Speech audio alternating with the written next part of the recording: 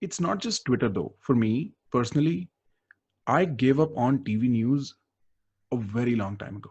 I was like, this just does not seem like real people, at least on the Indian TV circus, which is absolutely baffling that it passes as journalism to me. And you realize within those 6 minute shouting contests that the true victim in this situation is me, who's here to gather information. There is almost no sane way to understand this private part of all these public personas who are decision makers and thought leaders of some nature. And you end up attributing grander causality, like just more noble. This is why so and so must have done that. While it turns out that the reason is something far more different from the posturing that I am used to, that the data points that I am absorbing from looking at them outside.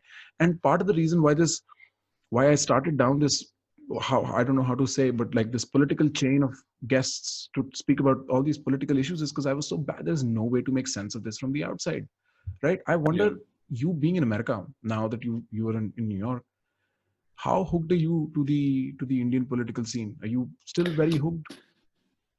Yeah, I don't want to.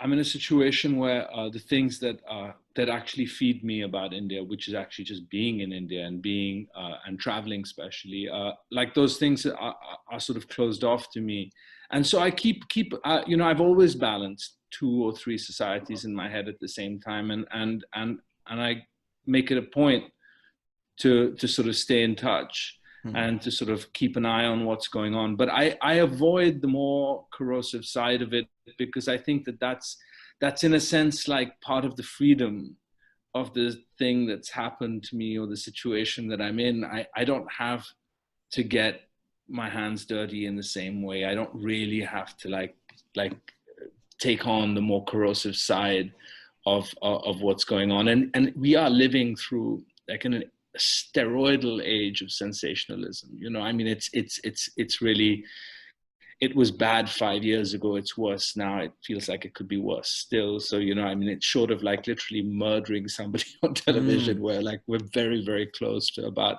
rock bottom. So yeah, I mean, you want to be insulated. You really do. I mean, I did not give two shits about the Sushant Singh controversy until I arrived in India. And then my grandfather's television, all it blares is Riya Chakrabarti at this point. And so that it's like the next step is that she's going to appear in my dreams because there's just so much Riya Chakrabarti on the Indian television scene. So in that limited and sense, something like that is so insidious because God. it's become a kind of vehicle for a much deeper culture war. And so it's, one thing is playing out on the surface, but we know that it has undercurrents of a much deeper kind of change that people are trying to affect. And you have to question that even if they were right, even if they were saying that Bollywood was a club and that it was dominated by English speaking, even if all of that was correct, like, is this the way to change it? I mean, are you literally going to try to sort of whip up this frenzy of emotion and try to go after these guys? And I mean, it doesn't feel like anything that was resolved in this way could bring out a good outcome. Right. It does look like a power struggle. It does. But my complaint is not as much with the power struggle. In fact, even with politics, I'm not as upset or disappointed at the politicians as I am at the media men, because my eyes and ears of the media men, right? And when I see a respected news channel broadcast images of Riya working out while they comment on her character to some extent, I'm like, oh, come on, like let's not play that game, And this witch hunt, because it's taken a shape of a witch hunt, right?